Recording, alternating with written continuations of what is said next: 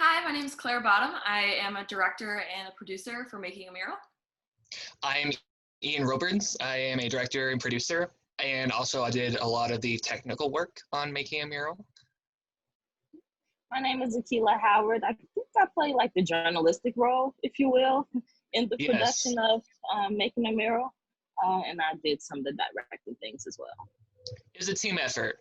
We all did Yeah. a lot on it. Yeah. And now it's time to finally share it. So that's very exciting.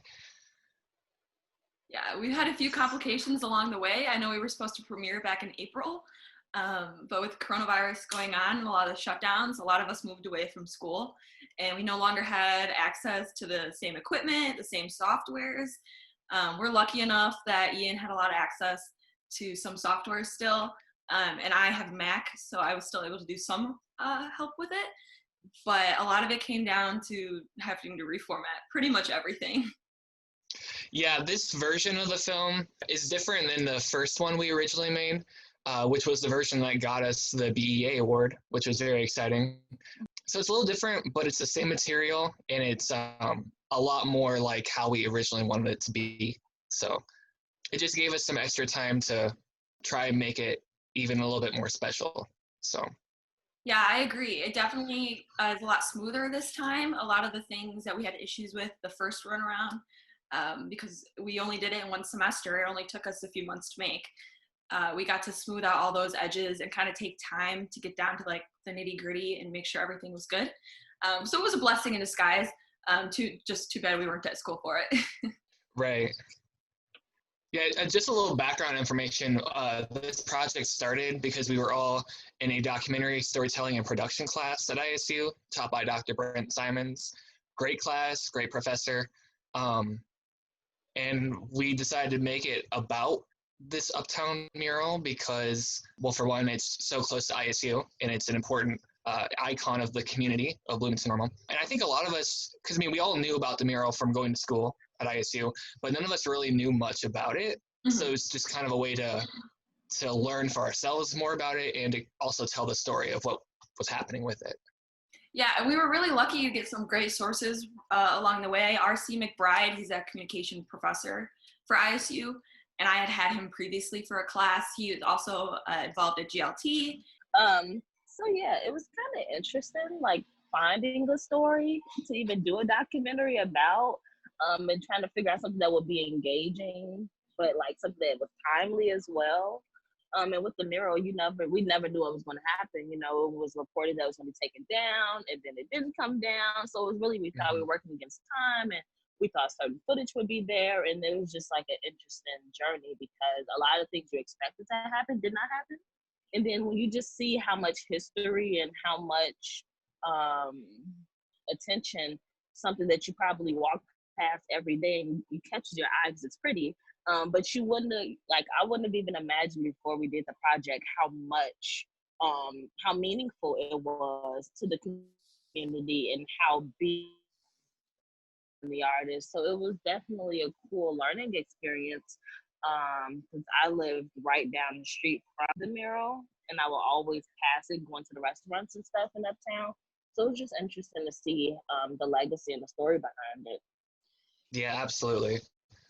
All right, well, I think it's about time to start the film. So, but before we do that, I just wanted to thank, well, we all wanted to thank the wonderful people that we had the opportunity to interview and talk with for this film.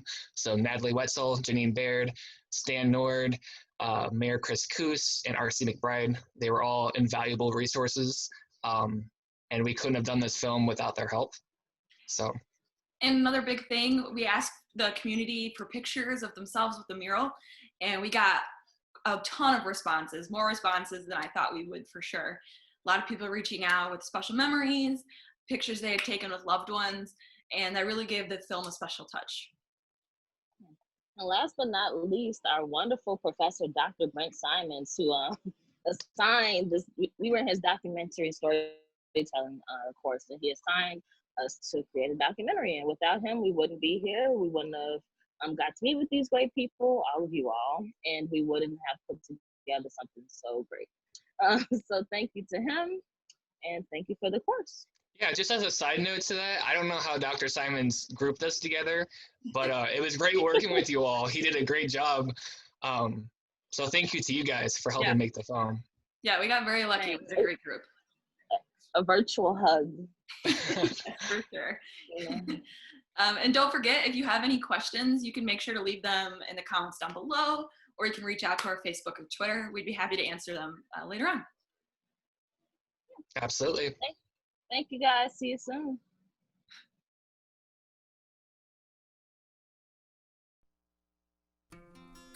It's a wall filled with stories. It's a great place to take pictures. A fresh coat of paint. Colorful, creative, and just intriguing. It's a part of our community. It stands out. It's just a part of Normal that's immediately recognizable and memorable. It brings people together. Uptown wouldn't be the same without it. So why do you think the town reserves the right to tear it down? Because we own it.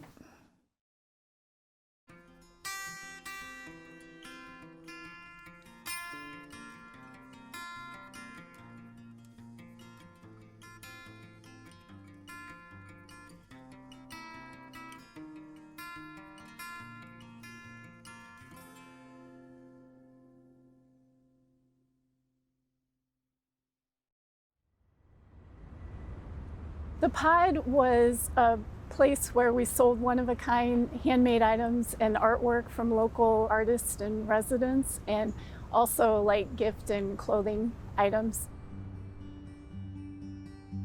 I was there from July 2011 until February 2018. I owned that business for 7 years. The building was an absolute eyesore. It was horrible. It had about 6 different kinds of surfaces, and it was not aesthetic to look at all.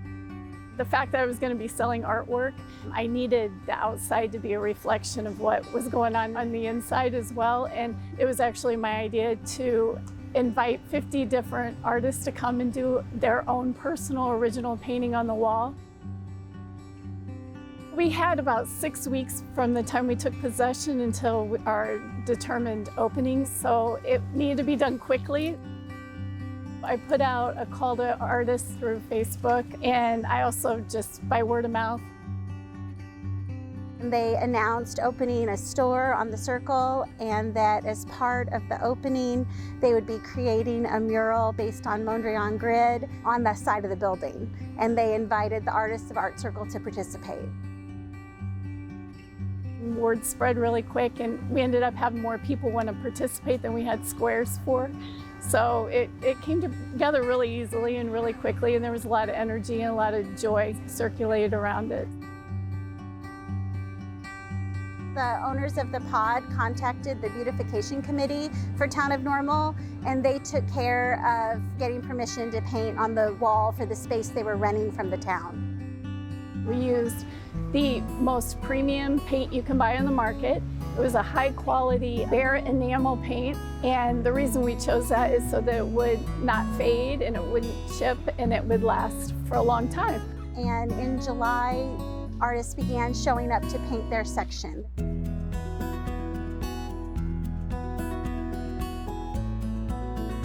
They were so easy to work with, and when it was all done, I mean, it just transformed this entire area. And it was really amazing to watch it come together.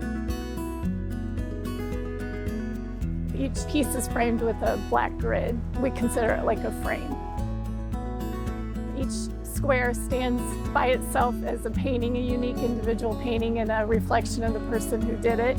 And the only thing really they share in common is they hang on the same wall.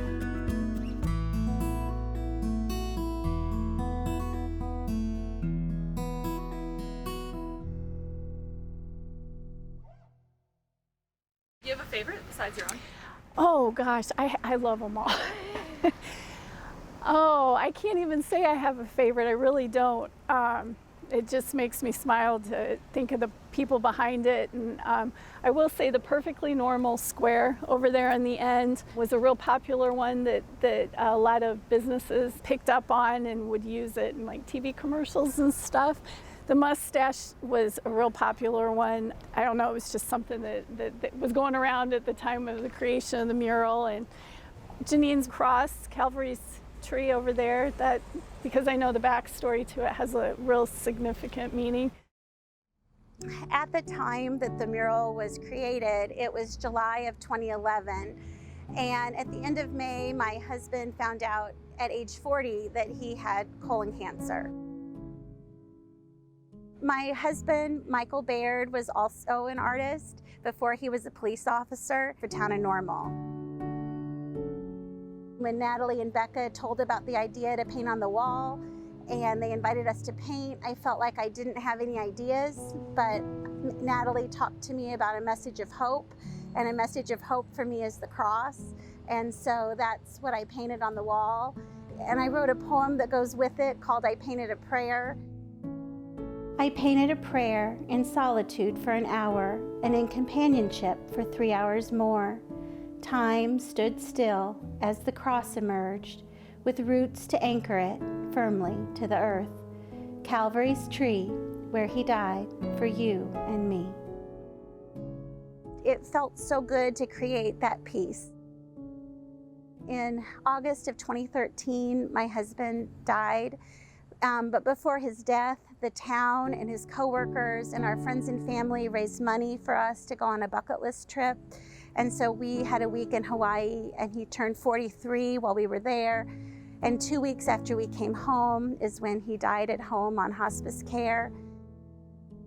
The message of hope of the cross of Calvary's tree matters so much to us because in the brokenness of our world, we need Jesus, and we need the hope of heaven and the promise of eternal life through Jesus. So that's why my piece on the mural matters and means so much to me.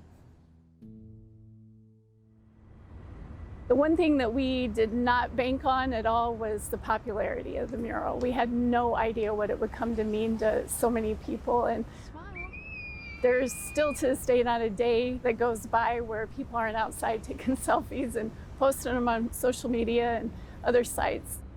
This was the first of its kind in this area, and it just completely brought it to life. It's valuable, it matters, and for it to just be wiped away, it would be tragic.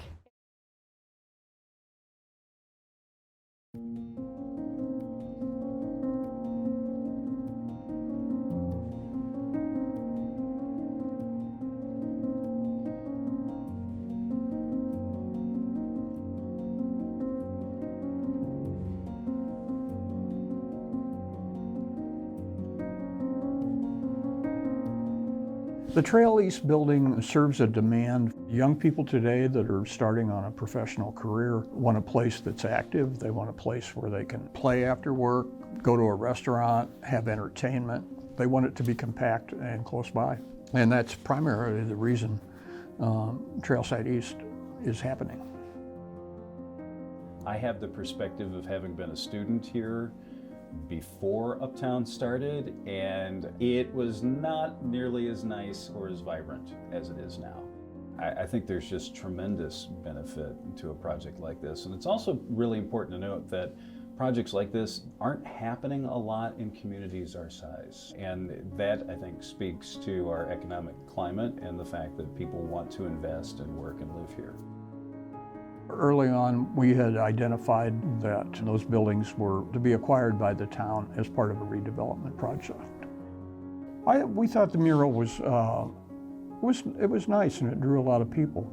To be clear, the people that coordinated that mural and all the artists on the mural knew it was temporary. Everyone knew that that was a 6 to 10 year proposition. Murals like that are not forever. When the town announced that they were going to destroy it, I had hundreds of people come to me and say, you have to do something, you have to fight this, you have to stand up against this, because this matters. It was out of my, just a gut obligation that I had on behalf of the community, and I would be remiss not to put up, at least some kind of fight to try and save it. I think a lot of the community does not want the Trail East building to be built. I don't see a lot of people saying that they do want this either. The people that I hear pushing this would be the other side of the table in the council room. We're tearing down something, and what we're getting for it in return, I don't know if it's really worth it for the community as far as what the return is. I think that there is far more support for the Trail East project than there is for saving that particular mural. I feel like the support we had outweighed the support of the town tremendously.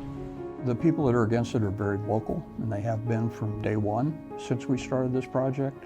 They've predicted doom on the project at every step we've taken with it, and it's been very successful. And they're still predicting doom, that it's a bad idea and it'll never work, but it's working. Young people were speaking up right and left. We had, high school students writing articles. We had, ISU students doing articles on it.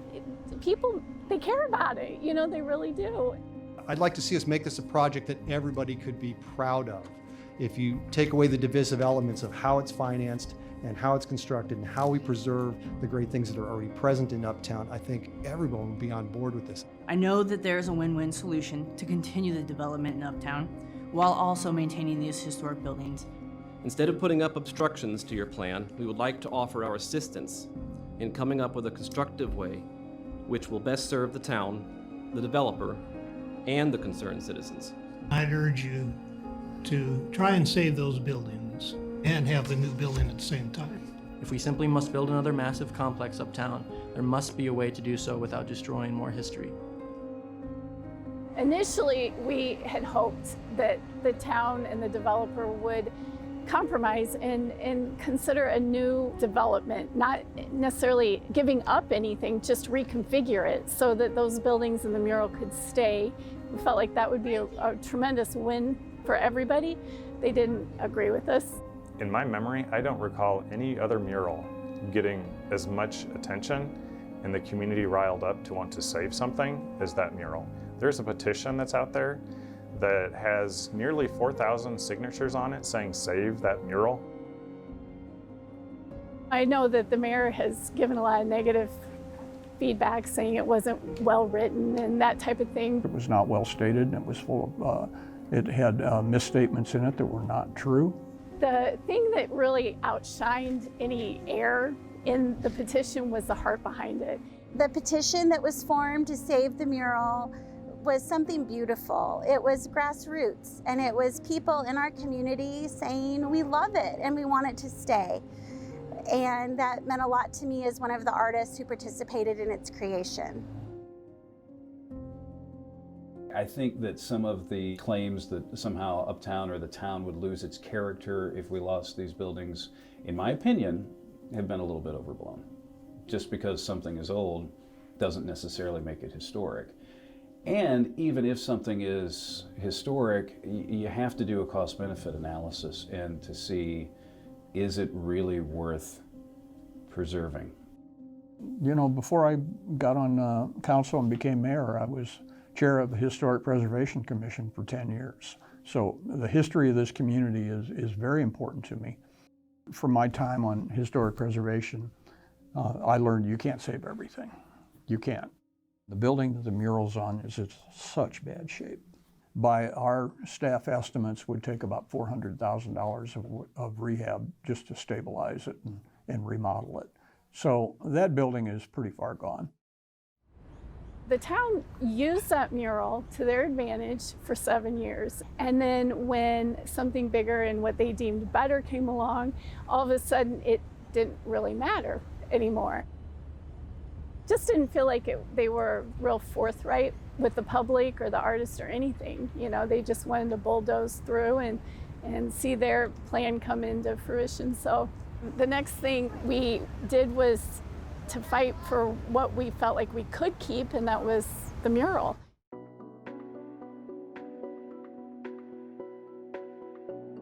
I had never heard about VARA, or the Visual Artists' Rights Act. It has to do with the artist's copyright, and that the artists own the copyright to their work. It became well known through the 5 Points case in New York. That was a similar situation where artists who did not own the building had permission to create on the building, and then the landlord wanted to use the building in a different way and destroyed the artist's work, and then the illegal case ensued. The mural has become a destination. It's become iconic. It's known as its own entity, separate from the building it's on and separate from its location. We were approached by an attorney representing 12 of the artists on that building, and they said they would walk away for $600,000. And then the number became $350,000, and we've held fast. No.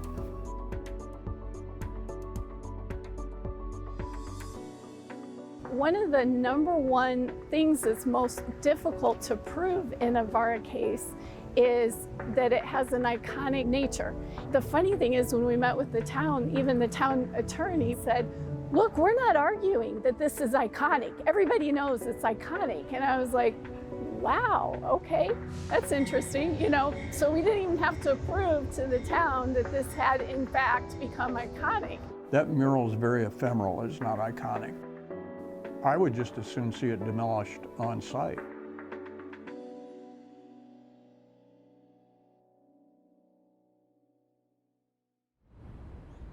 It's been pretty much resolved on the legal side. We have to move the mural, and that's something I'm not too keen on. Even though we consider it a win that they're moving it and they're committing to it, it's not as ideal as it would have been if they would have just left it alone. All that we've been told by the town is that they're going to move it, and likely it's going to be moved to the water treatment plant, but we don't know where, we don't know how it's going to be set. So you move it out of this location and you replace it with cold steel and bricks, you know, you're going to lose the flavor of Uptown. You really are. Art didn't create the flavor. Art may have added to that in that mural, but it didn't create it. Now we're going to have to spend $100,000 to $200,000 to relocate it with no indication that it can be moved that accurately.